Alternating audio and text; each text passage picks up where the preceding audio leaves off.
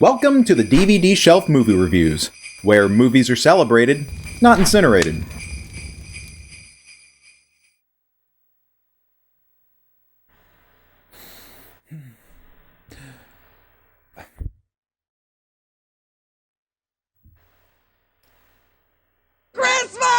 That's right, everyone. Christmas time is here again, and boy, do I love this time of year.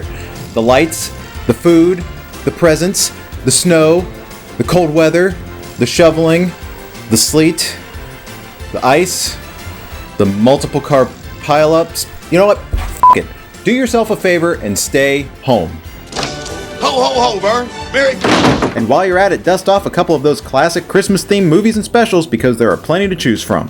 And the 1988 holiday comedy Scrooged is one of them. Bill Murray stars as a selfish and cynical television executive who has a run-in with three spirits that show him the error of his ways in the past and the present and what consequences he may face in the future. Sound familiar? Based on the beloved 1843 Charles Dickens story A Christmas Carol, Scrooged is a modern-day retelling of the classic tale that perfectly casts Bill Murray as the archetypal Scrooge-esque character. In 1988, Bill Murray was in his prime. Not to say he isn't still a very successful actor. I am all kind of nobody you can come out and pull me. All those you go over and listen here. You know, the rain by 4 nightfall of Chia. I swear, by day I forswear. Oh, isn't that marvelous? But in this era, Murray was the go-to sarcastic asshole. Or sarcasshole, as I'd like to put it, that he played to a T in movies like Stripes and Ghostbusters and would later go on to play in Groundhog Day. On me in 3, 2, 1. So obviously it's his performance that elevates Scrooge much higher than what it could have possibly been otherwise. Scrooged was directed by Richard Donner, famous for directing films like The Goonies, the first 2 Christopher Reeve Superman films, and all 4 of the Lethal Weapon films. Now, even though Donner has bits of comedy injected to many of his films, he's primarily known for being an action director. So making Donner the director of this Christmas-based comedy is a bit bizarre. I care! Even though the film and its special effects look spectacular, it's Bill Murray that really gives the movie its overall charm. But I am getting ahead of myself, so let's do this properly. Today, we'll be taking a look at Scrooge, but first, since it's Christmas, we'll begin with delving into the original Charles Dickens tale that not only inspired this film, but also literally hundreds of other versions in countless forms of media. Then, we'll take a look at the brand new Blu-Ray of Scrooged and see how it compares to the original DVD release. And finally, like in every episode, I only review movies that I want to recommend to all of you, but there is a degree to how strongly I recommend them, illustrated in this rating scale, ranging from 1 disc being just download it, all the way up to 5 discs being a must-own movie. So, without further ado, let's get Scrooged. Directed by Richard Donner and starring Bill Murray, Karen Allen, John Forsythe, Bobcat Goldthwait, David Johansen, Carol Kane, Robert Mitchum, and Alfre Woodard. It was released theatrically by Paramount Pictures on November 23, 1988. The original DVD version was released on November 9, 1999, and the Blu-ray version was released on November 1, 2011. Charles Dickens began writing A Christmas Carol in October of 1843 and completed it by the end of November. With endless feuding and fighting with publishers, he decided to self-publish the book on December 17, 1843 in London, England. The story told of a wealthy, elderly miser named Ebenezer Scrooge, a lonely moneylender with a bitterly cold worldview, complete apathy for the less fortunate, and who saw Christmas as just another workday, wanting nothing to do with the holiday. A Merry Christmas, Uncle Scrooge! God save you! Merry Christmas? Out upon Merry Christmas! What's Christmas time to you but a time for paying bills without money? A time for finding yourself a year older, but not an hour richer? A time for balancing your books and having every item in them through a round dozen of months presented dead against you? If I could work my will, every idiot who would go about with Merry Christmas on his lips should be boiled in his own pudding and buried with a stake of holly through his heart he should. It's been 7 years to the day since the death of his equally greedy business partner, Jacob Marley. Scrooge's current assistant, the humble Bob Cratchit, suffers through the long, cold workdays with little to no coal in the fireplace, only to receive less than adequate wages to raise his lower-class family. At the end of the workday on Christmas Eve, Scrooge reluctantly allows Cratchit to take Christmas Day off. A poor excuse for picking a man's pocket every 25th of December, but I suppose you must have the whole day. Be here all the earlier the next morning. Scrooge then heads out into the cold, dark night to make his nightly stroll back home through the snowy streets of London. That night, as Scrooge prepares for bed, he is suddenly visited by an apparition, the ghostly vision of his long-deceased business partner Jacob Marley, who has been forced to wander the afterlife, lugging around an entanglement of heavy, clanging iron chains as punishment for the greed and sins he's committed throughout his life. I am here tonight to warn you that you have yet a chance and hope of escaping my fate. A chance and hope of my procuring Ebenezer. You were always a good friend to me, Jacob. You will be haunted by 3 spirits. Is that the chance and hope you mentioned, Jacob? It is. I think I'd rather not. Later that night, Scrooge is visited by the first spirit, a spectral, childlike figure of indistinguishable gender. Who and what are you? I am the ghost of Christmas past. Long past? No, your past. Guided by the spirit, Scrooge relives many key events that have shaped him into the man he is today. He sees himself as a loner schoolboy who never bothered making friends. He sees his younger sister Fan die while giving birth to her son, Scrooge's nephew Fred. He witnesses a joyous Christmas party from years ago, thrown by Mr. Fezziwig, a businessman he used to apprentice for. He watches his younger self cold-heartedly drive away the only love of his life and fiancée, Belle, who left Scrooge years ago after feeling he was more in love with his money than her. And finally, the spirit shows Scrooge what Belle's life is like now, happily married to a loving husband and together have raised a large family. Scrooge grows sad and begs the spirit to take him home. Remove me, spirit. I cannot bear it. Leave me. Take me back. Haunt me no longer. But after a short tussle, the ghost is gone and Scrooge is back in his bedroom. Soon a booming voice can be heard just on the other side of the bedroom door. He nervously opens it and sees a giant, jolly man sitting in front of a roaring fire, waiting for Scrooge. And strewn around him is the biggest feast and the most beautiful holiday display Scrooge had ever seen. Come in, and know me better, man. I am the ghost of Christmas present. Look upon me. You have never seen the like of me before. Never. Have you never walked forth with the younger members of my family? Meaning, for I am very young, my elder brothers born in these later years. I don't think I have. I'm afraid I have not. Have you had many brothers, spirit? More than 1,800. A tremendous family to provide for.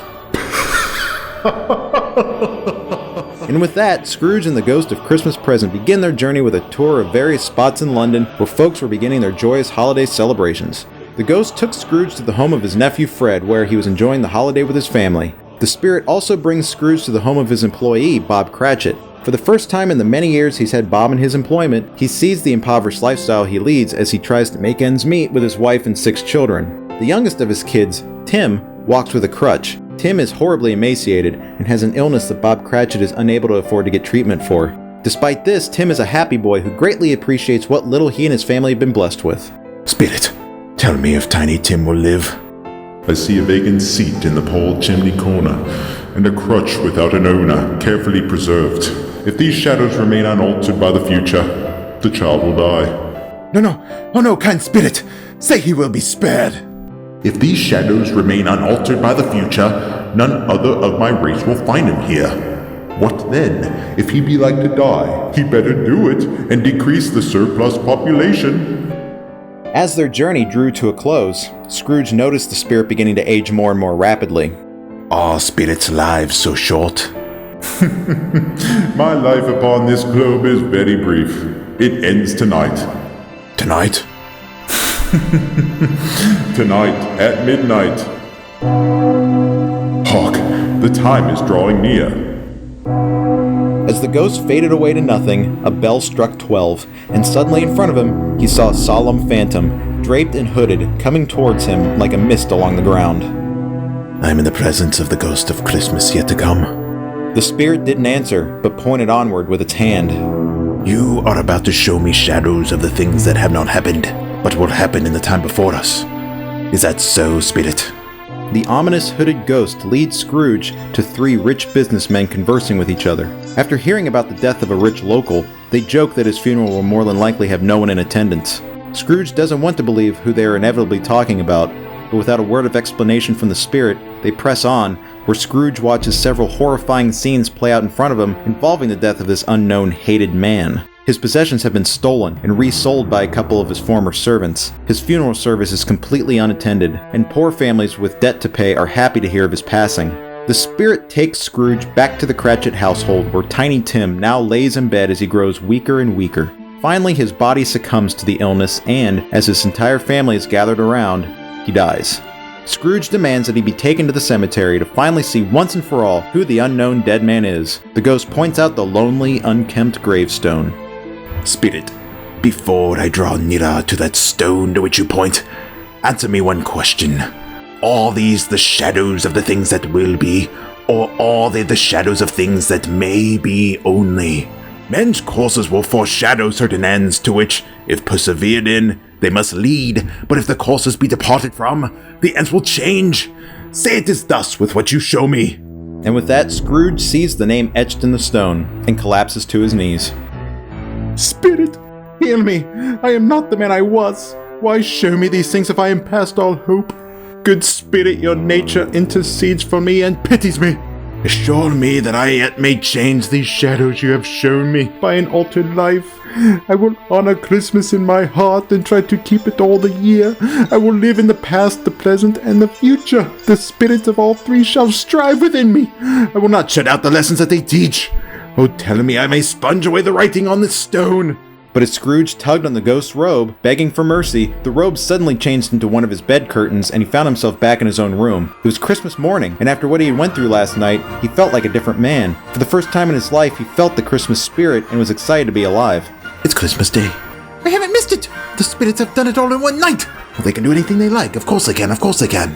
Scrooge hurriedly got dressed and headed towards the home of his nephew Fred. Along the way, he stopped to say hello and Merry Christmas to the townspeople, and not without making some extremely generous donations to charity. He arrives at his nephew's house to share in the Christmas Day festivities. The next morning, Scrooge made it a point to arrive at work extra early to make Bob Cratchit look late. And sure enough, Cratchit arrived. What do you mean by coming here at this time of day? I am very sorry, sir. I am behind my time. You are? Yes, I think you are. Step this way, sir, if you please. It's only once a year, sir. It shall not be repeated. I was making rather merry yesterday, sir. Now, I'll tell you what, my friend. I am not going to stand for this sort of thing any longer. And therefore, I am about to raise your salary. A Merry Christmas, Bob. A merrier Christmas, Bob, my good fellow, than I have given you for many a year. I'll raise your salary and endeavor to assist your struggling family, and we will discuss your affairs this very afternoon over a Christmas bowl of smoking bishop, Bob. Make up the fires and buy another coal scuttle before you dot another I, Bob Cratchit. And with that, Scrooge was better than his word. Tiny Tim didn't die, and Scrooge became a second father to him. And so this ends Scrooge's supernatural tale of redemption. As soon as Dickens published the story, it was an instant hit. Unfortunately, Dickens didn't see a whole lot of profit from the success of A Christmas Carol, since he decided to make the price of the book extremely cheap and affordable. So despite the popularity of the book, Dickens' personal monetary gain was quite disappointing. The story kept selling out through the Christmas season and even months into the new year. By May of 1844, the book had sold out its 7th edition. A Christmas Carol was so huge so quickly that theater groups didn't even bother waiting until the next holiday season to start adapting the story for the stage. 3 different stage adaptations began running as early as February of 1844 in London, and by the end of that month it turned into 8 competing shows. Lightning was captured in a bottle when Dickens first wrote A Christmas Carol, and the proof is in the countless adaptations and reimaginings of the story, whether it be live performance or on film. The earliest filmed adaptation of A Christmas Carol was the 1901 silent film Marley's Ghost, and since then, filmmakers have adapted the story again and again, whether it be more faithful to the Victorian-era London setting, or a more modernized version with its own set of twists and turns. And even putting the Christmas Carol story aside, look at other Christmas stories like It's a Wonderful Life or How the Grinch Stole Christmas. Both owe a debt of gratitude to the character of Ebenezer Scrooge, without whom there probably wouldn't be the embittered George Bailey or the no-good Christmas-stealing Grinch. Personally, I have several favorite versions of the Dickens classic. The famous 1951 British version starring Alistair Sim as Scrooge is not only one of the most faithful adaptations, but it also greatly expands the original story, adding more depth and detail to Scrooge's past. This one perfectly captures the haunting and eerie imagery of the ghost story without being over the top.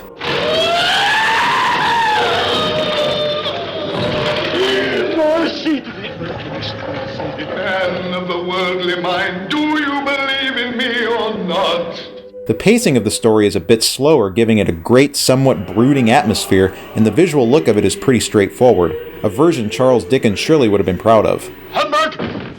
Alastair Sim's performance as Scrooge is truly one of the best and most organic portrayals in cinema history, making it pretty easy for you to both loathe him in the beginning and love him by the end. I don't deserve to be so happy. I can't help it. I just can't help it. In his will, he left me enough money to pay for his tombstone. And I had him buried at sea. Ever since I was a kid, I've adored Mickey's Christmas Carol. With a scant 26-minute running time, it's a short but sweet version of the story that was probably one of my earliest exposures to A Christmas Carol. The animation is truly amazing, and the casting of Uncle Scrooge McDuck as Ebenezer is really just perfect, considering the Disney character was obviously inspired by the Dickens character. Bah, humbug. Also, Goofy as Jacob Marley is just classic. I'm forced to carry these heavy chains through eternity. Maybe even longer. Fast forward to me watching A Muppet Christmas Carol in a movie theater when I was 6. The film got really dark here and there, despite it being a Muppet movie, but at that age, I was hooked. Michael Caine turned in one of the greatest Scrooge performances, even though most of his co-stars weren't even human. If you please, Mr. Scrooge, it's gotten colder. And the bookkeeping staff would like to have an extra shovel full of coal for the fire. We can't do the bookkeeping. Yeah, all of our pens have turned to inksicles. Yeah, our assets are frozen. How would the bookkeepers like to be suddenly Unemployed! This is my island in the sun. I believe you've convinced them once again, Mr. Scrooge. Gonzo the Great narrates the story as Charles Dickens while being paired up with Rizzo the Rat. Hey, wait a second. You're not Charles Dickens. I am too. No, a blue furry Charles Dickens who hangs out with a rat. Absolutely. Charles Dickens was a 19th century novelist, a genius. Oh, you were too kind. The first Muppet movie to be made after Jim Henson's death is truly one of the best Muppet movies and is able to remain pretty faithful to the original story.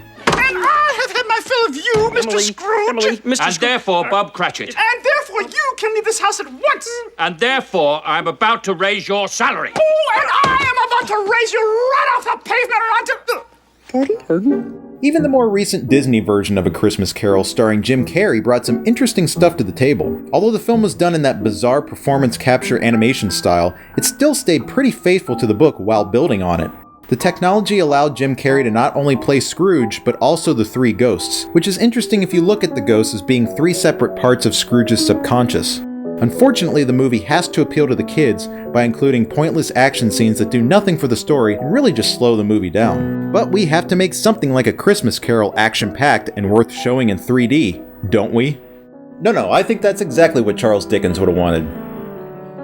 But still, with the performances that are able to shine through that weird, dead-eyed animation style and the creative visual interpretations of the characters, the film is worth a look. Okay, so you're probably all wondering what the hell happened to our featured movie. Well, here you go.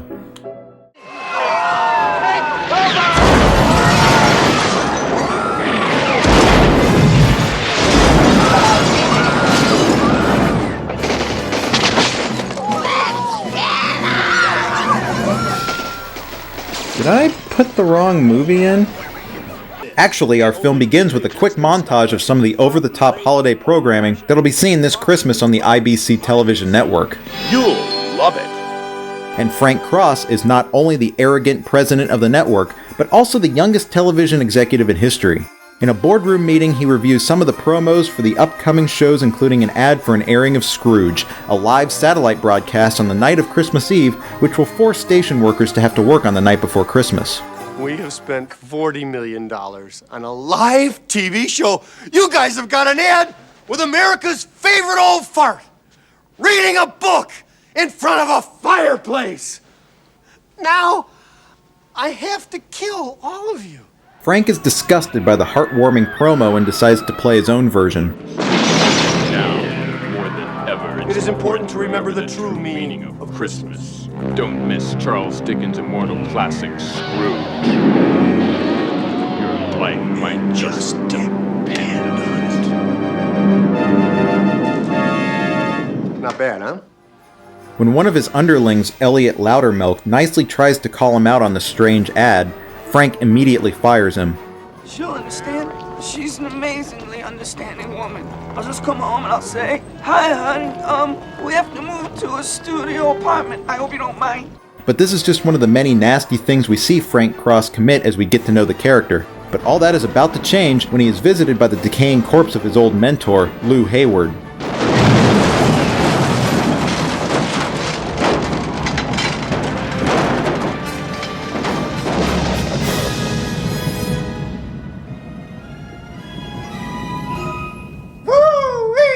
That was a good one. The ghost arrives, appropriately dressed in what he died in, his golf attire.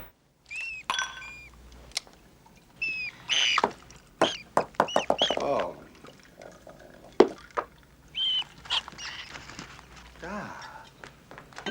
To old times, my friend. And in true Christmas Carol fashion, he's come to warn Frank that he will spend the next day being haunted by 3 spirits. Frank, you are in trouble. Big trouble. And of course, with the story of Scrooge being known within the universe of this movie, Frank just shrugs it off. You are going to be visited by 3 ghosts. Ooh, 3 ghosts. 3 ghosts, Frank. Expect the first one tomorrow at noon. God, tomorrow's bad for me, Lou. As a matter of fact, the whole rest of the week is a washout. Ouch. Well, maybe we could have drinks, say Thursday. You, me, the ghosts, Trader Vic's around 4. This is no joke, Frank! What follows are 3 interesting depictions of the 3 classic spirits. The ghost of Christmas Past is a dirty New York cab driver. The ghost of Christmas Present is a childish, abusive fairy.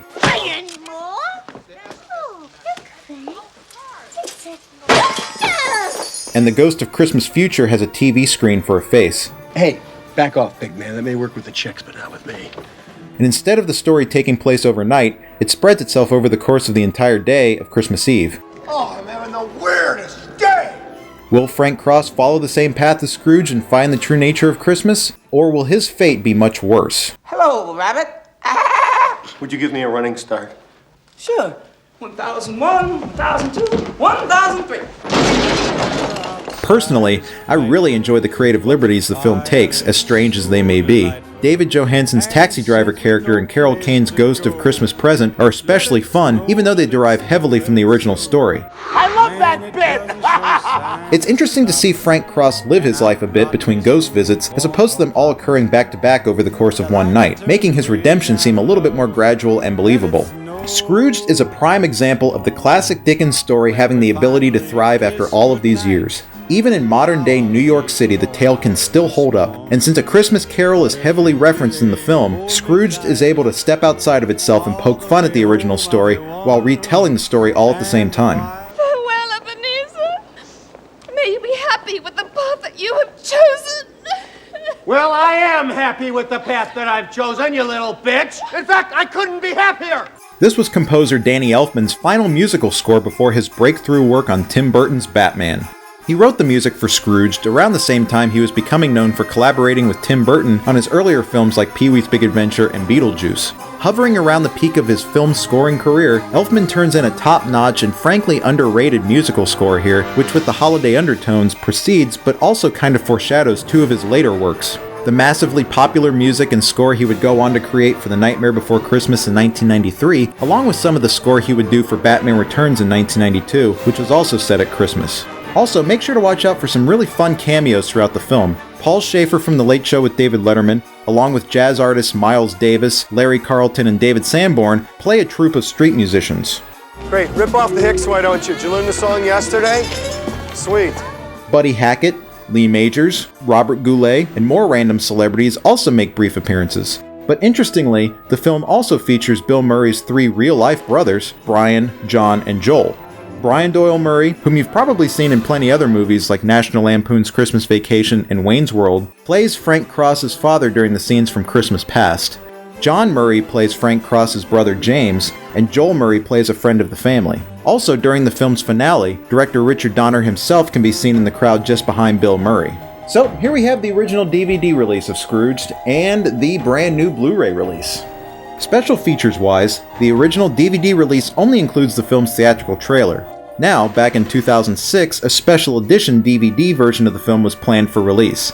It contained a specific list of bonus material, including a feature-length commentary by director Richard Donner and other little featurettes that covered different aspects of making the movie. Yet strangely, the special edition never saw the light of day. Did our people do that? We're gonna get phone calls. However, when this Blu-ray version was announced, you'd assume that this rumored list of special features would have been included. So, let's have a look. Seriously? A new Blu-ray version and you still only have the trailer? Oh my gosh. Does that suck? Okay, so maybe the disc is emptier than Kim Kardashian's head, but it really does make the movie look and sound better than ever. This is one of those older films that really has noticeably better picture and sound quality on Blu-ray, especially if you're used to the old VHS or DVD editions and the 15,000 times you've watched the movie on cable. So if you're a fan of the film, it'll almost be like watching it again for the first time. If you haven't seen it before, then you're in for a holiday treat. I'll say it again, this film is classic Bill Murray and builds on Charles Dickens' traditional story, making it, at least for me, a must-watch around this time of year. With that, and Paramount continuing its stubbornness when it comes to giving this movie a proper helping of special features, I'll have to rate this as a 4-disc movie. Pick it up if you run across it. Thank you. So, that was Scrooged. And also, that was A Christmas Carol. Thanks for joining me today on this epic journey through one of the greatest told and retold stories of all time. And because we're living in a society of overt political correctness, I want to wish you all a happy... well, whatever. And I'll see you next time, but for now, this one's going back on the DVD shelf. Merry Christmas. Bah humbug.